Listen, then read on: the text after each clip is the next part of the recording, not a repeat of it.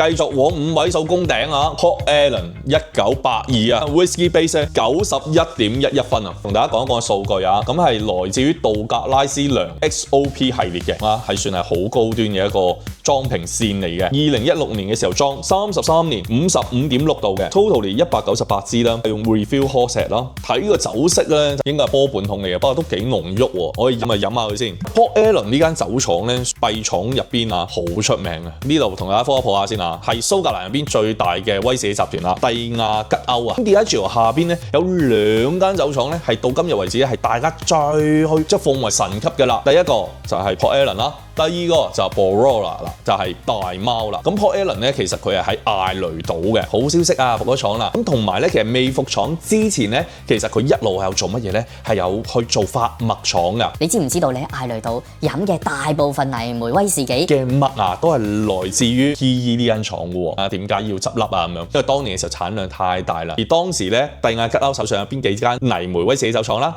第一間係 Lagavulin 啦，另外一間係 Caol 啦，第三間就係Port Ellen 啦，搞唔掂啊！大家啲產量真係搞唔掂太多啦。Lagavulin 咧，作為佢哋好皇冠咧，佢哋覺得係白馬王子嚟噶嘛，唔可以唔要啊！諗一諗 Caol 先 ，Caol 包做中低端，做 Johnny Walker 嘅基酒啊，喂，唔可以唔要喎，大佬。喺咁嘅情況底下冇辦法啦，唯有動手動刀，當時就停咗 Port Ellen。點解咁多人中意飲 Port Ellen 咧 ？Port Ellen 咧，佢嘅重煙熏感咧，同埋佢一陣草本嘅香氣啦。我依家坐喺度，倒咗喺個杯度，已經慢慢咁樣升上嚟咯喎，好靚啊！嗱，呢啲酒講緊幾多錢先啊？人民幣計咧，大概係11,000到嘅。當時啱啱開嗰陣時飲咧，我係專登倒咗一杯，擺到第二日飲，哇！成支酒冇得輸。你呢度有小貼士啦，下次如果你飲到啲老酒啦，譬如泥煤威士忌嘅，倒一杯佢，攞個杯蓋吸住佢啦，第二日再嚟飲，你會飲到啲嘢同你啱啱倒出完全唔一樣噶。同埋可以睇到支酒究竟靚唔靚嘅。點樣睇到靚唔靚？下次我就同你分享下嚇。